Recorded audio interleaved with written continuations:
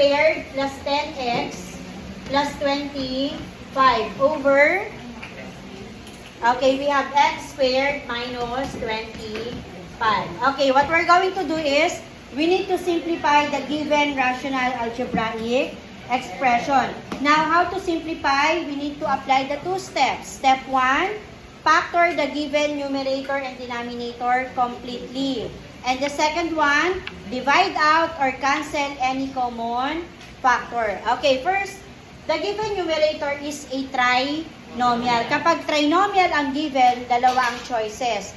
Ang gagamitin natin is either perfect square trinomial or the general trinomial. Let's check first if the given trinomial is a perfect square. How to check?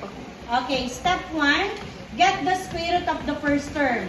Do you think x squared is a perfect square? Yes. And then what is the square root of x squared? X. Very good. How about the square root of the last term? Square root of 25.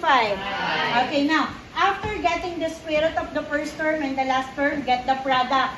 So this will become x times 5. Answer. Very good. After getting the product, multiply it again by 2. Kailangan yung product niya ay equal kanino? Kay middle term, which is 10x. Okay, 2 times 5x. Okay, equal ba kay middle term?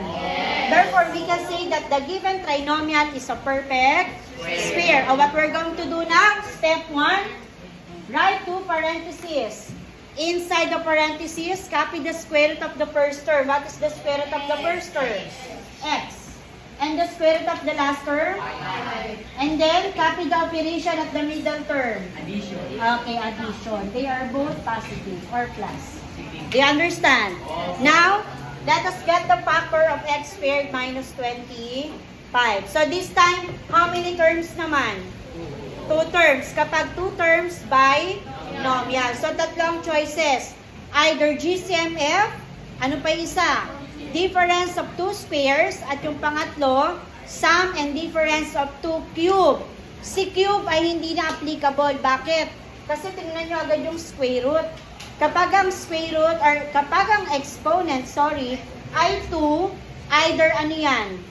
Either difference of 2 squares or GCMF. Kailan natin ina-apply si sum or difference of 2 cube?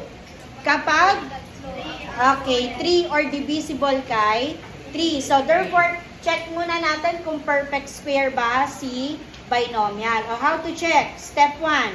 The given is a binomial. Yes. There is a minus sign. Yes. Each term is a perfect square. Yes. Okay, if yes, then get the square root.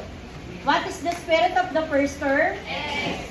Square root of the last term? 5. Okay, and then the operation will be plus and minus.